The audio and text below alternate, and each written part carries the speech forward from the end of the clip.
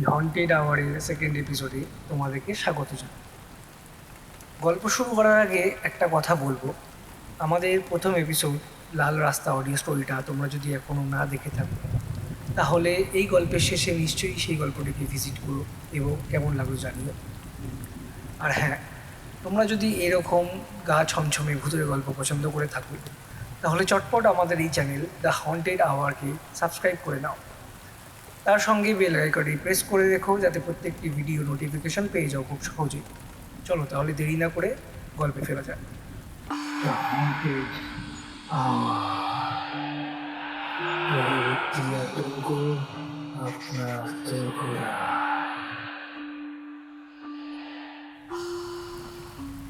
পরিচয় গোপন রাখতে লেখকদের নাম পাল্টে ফেলা হয়েছে। আজ আমি তোমাদের শোনাবো মুম্বাইয়ের একটি হাড় কাঁপানো ভৌতিক ঘটনা, যেটি লিখেছেন ব্যোমকেশ বাবু। গল্পটি আমি বলতে চলেছি লেখকের ভাষায়। নমস্কার, আমার নাম ব্যোমকেশ। আমার বয়স 35।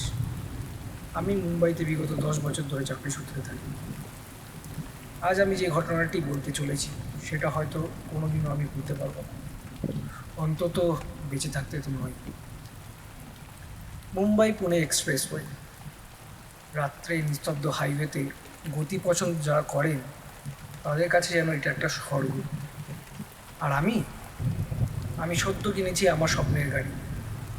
যেই গাড়িটি আমি কিনেছি সেটি ইঞ্জিন 1500 সিসি, বেশ শক্তিশালী ইঞ্জিন। তাই মনে মনে আমি ঠিকই করে রেখেছিলাম, সুযোগ পেলে এই গাড়িটিকে টেস্ট করতেই হবে। কত স্পিডে এই গাড়িটিকে আমি তুলতে পারি সেটা আমি একবার চালিয়ে দেখবই। যাই হোক, সেই সুযোগ আমার আসতে দেরি হলো না। সেই রাতে ঠিক 9টা, 9:30 নাগাদ আমার কাছে আমার এক বন্ধু, যে কিনা পুনেতে থাকে, তার ফোন এলো জরুরি একটা কাজের জন্য। আমাকে নাকি সকাল 7টার মধ্যে তাদের ওখানে পৌঁছতেই হবে বিশেষ প্রয়োজনের জন্য। তাই আর দেরি করলাম না। ঘড়িতে তাকিয়ে দেখি রাত বাজে 11:30। ভাগ্যিস ডিনারটা আমার তাড়াতাড়ি করা হয়ে গেছে। তাই আর দেরি করলাম না, গাড়ির চাবিটি হাতে নিয়ে ফ্ল্যাটটাকে ভালো মতো লক করে বেরিয়ে পড়লাম। মুম্বাই পুনে এক্সপ্রেসওয়েতে যখন আমি উঠলাম তখন প্রায় 5 রাত।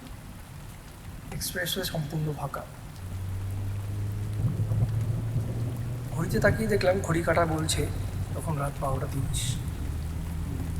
স্পিডোমিটারে দেখলাম গাড়ি 120 কিলোমিটার বেগে দৌড়াচ্ছে। রাস্তা যেহেতু পুরো নির্জন, তাই গাড়ি চালাতে বেশ মজাই লাগছিল। আমি আস্তে করে জানালাটাকে নামিয়ে দিলাম এবং মিউজিকটাকে একটু বাড়িয়ে দিলাম। বাইরের থেকে ঠান্ডা বাতাস এসে আমার মুখে যখন লাগছিল, মনে হচ্ছিল আমি যেন আকাশে উঠছি। এভাবেই চলতে চলতে কখন যে আমার চোখ বুজে গেছিল আমি খেয়াল করিনি। সজাগ যখন হলাম, ঘড়ির দিকে তাকিয়ে দেখলাম রাত 1:15। কিন্তু হঠাৎ সেটাতে যেন আমার গাড়ি ধাক্কা লাগলো, তীব্র এক ধাক্কা। দাঁড় করালাম গাড়িটা, টর্চ নিয়ে নেমে পড়লাম। টর্চটাকে জ্বাললাম এবং চারিদিকটা একটু ভালো মতো দেখে নিলাম। না, কিছুই নেই তো রাস্তায়। জায়গাটা লোনাভলার একটু কাছে। সম্পূর্ণ রাস্তা শুনশান, একটা লোকেরও দেখা মেলে না। গাটা যদিও একটু ছমছম করছিল, কিন্তু আমি অতটা খেয়াল না করে গাড়িতে উঠলাম এবং গাড়িটা স্টার্ট করে আবার বেরিয়ে পড়লাম। সকাল 7টার আগেই আমি বন্ধুর বাড়ির কাছাকাছি পৌঁছে গেছিলাম। জরুরি কাজ সারতে আমার বেশিক্ষণ টাইম লাগেনি, তবু সেদিনকে আমি আর অফিস গেলাম না, বরং বন্ধুর সাথে আড্ডা মারা শুরু করলাম। খাওয়া দাওয়া সেরে দুপুরে একটু রেস্ট নিলাম। সন্ধ্যাবেলায় আরও 2-3 জন বন্ধু বান্ধব আমার এই পুনের বন্ধু বাড়িটিতে এসে উপস্থিত হলো। আর এতজন একসাথে হলে তখন গল্প কি আর বন্ধ থাকে? ফলে গল্প যেমন চললো, তার সাথে সাথে চললো হালকা করে হুইস্কি খাওয়া। বন্ধু বান্ধব থাকলে তো আশা করি এসব হয়, তাই আমাদেরও এসব বাদ গেল না। গল্পে গল্পে সময় যে কখন উড়ে গেল আমি সেটা খেয়ালই করিনি। খেয়াল যখন হলো, ঘড়ির দিকে যখন তাকালাম, তখন দেখি অলরেডি 12:30 বেজে গেছে। আমার মনে পড়লো আমাকে তো কাল অফিস যেতে হবে এবং তার জন্য আমাকে বাড়িও ফিরতে হবে। তাই আর দেরি করলাম না, বন্ধুদের আমি বিদায় জানালাম এবং গাড়ির চাবিটি নিয়ে বেরিয়ে পড়লাম। গাড়িটি আনলক করে যখন আমি গাড়িতে উঠি তখনই যেন আমার শরীরটা ঠান্ডা হয়ে গেল। গাড়ির উইন্ডশিল্ডের সামনে ঝুলছে একটা ছোট্ট একটি মেয়ের মুখ, যার অদ্ভুত দৃষ্টি। কিন্তু আমি তো এটা এখানে লাগাইনি, তাহলে লাগালো কে? গাড়ির দরজা খুলে যখন আমি গাড়ির ভিতর ঢুকিনি, বাইরেই দাঁড়িয়ে আছি, তখন আমার এক বন্ধু সেটি লক্ষ্য করে আমার কাছে এগিয়ে এলো এবং আমাকে জিজ্ঞেস করলো যে কী হলো, আমি দাঁড়িয়ে আছি কেন। আমি তাকে জিনিসটি দেখালাম যে এই পুতুলটি আমি নিয়ে আসিনি, এই পুতুলটি আমার নয়। বন্ধুটি দেখে বলল, পুতুলটি খুব কিউট, তুই রেখে দে। মনে মনে প্রথমে একটু ভয় পেলেও তারপর আমি ভাবলাম ঠিকই তো বলেছে, এই পুতুলটি তো দেখতে খারাপ লাগছে না ড্যাশবোর্ডে, রাখলে ক্ষতি কী। তাই আমি আর তেমন কিছু মনে করলাম না, গাড়িতে উঠে বসলাম। আবার সেই হাইওয়ে, সম্পূর্ণ হাইওয়েতে আমি একাই মনে হয় গাড়ি চালাচ্ছি। যদিও টুকটাক একটা দুটো গাড়ি অপরের সাইড থেকে মাঝে মাঝে আসছে, তবু সংখ্যাটা খুবই কম। আমি গাড়ি চালাতে চালাতে পুতুলটির কথা প্রায় ভুলেই গেছিলাম। হঠাৎ মনে পড়ায় যখন পুতুলটির দিকে তাকাই, দেখে আমার গাটা শিউরে উঠল। যেন মনে হচ্ছে অন্ধকারে ড্যাশবোর্ডে আলোয় পুতুলের দুটি চোখ আমার চোখে চোখ রাখছে। এক অদ্ভুত অস্বস্তি হচ্ছে আমার। আমি আমার নিজের মনকে সান্ত্বনা দেওয়ার চেষ্টা করলাম, একটু বেশি খেয়ে নিয়েছিস, তাই জন্য এরকম মনে হচ্ছে, সব ঠিক হয়ে যাবে, তুই আস্তে করে গাড়ি চালিয়ে বাড়ি ফের। কতক্ষণ ধরে গাড়ি চালাচ্ছি আমার ঠিক খেয়াল নেই, তাই ঘড়ি দেখার জন্য আমি আমার হাতটা মুখের সামনে তুললাম। ঘড়ি দেখাচ্ছে রাত 1:15। ঘড়ির থেকে নজরটি যখন ফেরাতে যাব তখনই আবার সেই, এবার তার সঙ্গে গাড়িও বন্ধ, লাইটটাও নিভে গেছে। গাড়ি থেকে নামলাম, চারিদিক তাকিয়ে দেখলাম, এ কি, এ তো ঠিক একই জায়গা, লোনাভলার আগে। কাল রাতে যখন আমার এমন অবস্থাটা হয়েছিল ঠিক এই জায়গাতেই হয়েছিল, আজকেও হুবহু তেমন। এবার আমার সিট দ্বারা দিয়ে যেন একটা শীতল বাতাস নেমে গেল। কিসের এই আওয়াজ? কি আমার গাড়ির সাথে ধাক্কা খেলো যার জন্য আমার গাড়িটা বন্ধ হয়ে গেল, এমনকি হেডলাইটটা পর্যন্ত অফ হয়ে গেল। গাড়ির তলায় একবার দেখলাম, না কিচ্ছু নেই। সামনে পিছনেও টর্চ দিয়ে ভালো মতো দেখে নিলাম, বা আশেপাশেও একবার ভালো মতো দেখে নিলাম, কোথাও এক ফোঁটা রক্তের দাগ নেই বা কোনো প্রাণী নেই। আমি আর কিছুতেই নিজেকে ধরে রাখতে পারছিলাম। পরপর 2 দিন একই জায়গায় একই রকমের ঘটনা কি করে সম্ভব? এইটা আমার মাথায় যখনই বারবার আসছিল, আমার গায়ে একটা আলাদা শিহরণ জাগছিল। অন্ধকার হাইওয়েতে এইভাবে দাঁড়িয়ে থাকতে আমার বেশ ভয়ই লাগছিল। তাই আমি আর অপেক্ষা করলাম না। গাড়ির দরজাটা খুলে যেই আমি গাড়িতে বসতে যাব, অমনি আমার চোখ পড়লো ড্যাশবোর্ডের দিকে।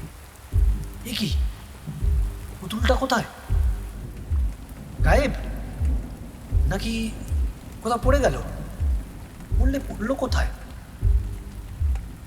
আমার তো সেরকম কিছু খেয়াল পড়ছে না। ভাবলাম একবার গাড়ি থেকে নেমে দেখি, কিন্তু রাস্তার এই অবস্থা দেখে এবং মনে একটা ভয় আসার পর আমার আর নিচে নামতে সাহস হচ্ছিল। তাই আর আমি গাড়ি থেকে নামলাম না। গাড়িটা স্টার্ট করে কোনো রকমে গিয়ার দিয়ে আমি জোরে গাড়ি নিয়ে বেরিয়ে পড়লাম। এরপরে আমি আর কোথাও দাঁড়াইনি।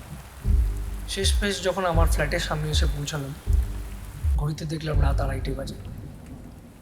গাড়িটাকে পার্ক করে লিফট দিয়ে আমি আমার ফ্লোরে এসে আমার ফ্ল্যাটের রুমে যখন ঢুকতে যাব,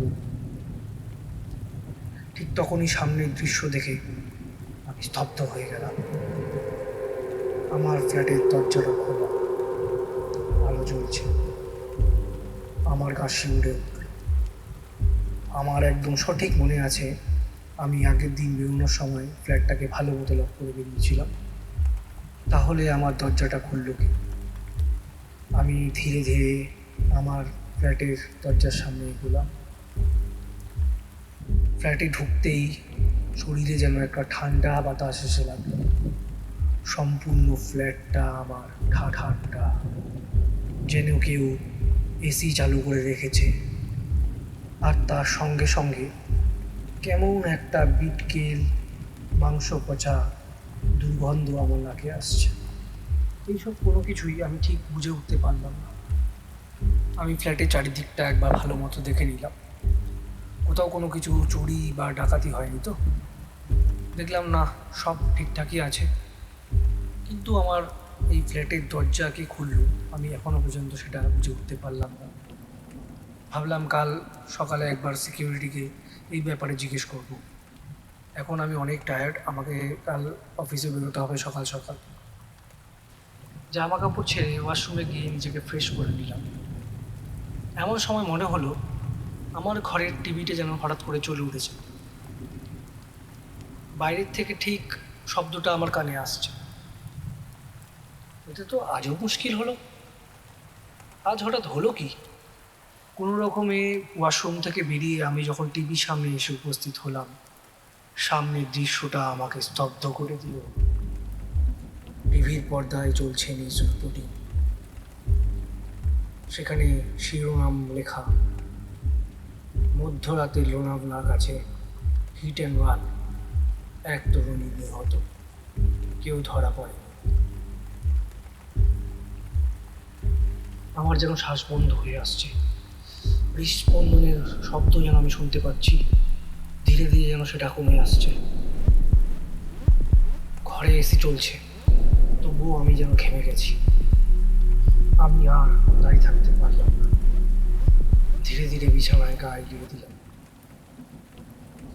কম্বলটা কোনো রকমে টেনে নিজের মুখটা লুকিয়ে ফেললাম। আর তখনই দেখি বিছানার পাশেই পড়ে আছে সেই পুতুলটা, চোখ তুলে তাকিয়ে আছে আমার দিকে, যেন প্রশ্ন করছে, তুই আমাকে ফেলে এসেছিলে, তাই তো?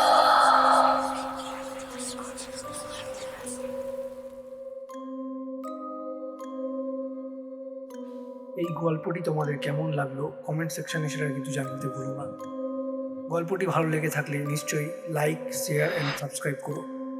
আর তোমরা যদি এমন ভৌতিক ঘটনা আমার সাথে শেয়ার করতে চাও, তাহলে আমাকে মেইল করো thehauntedhourbangla@gmail.com-এ। দেখা হবে আবার পরে ভিডিওতে।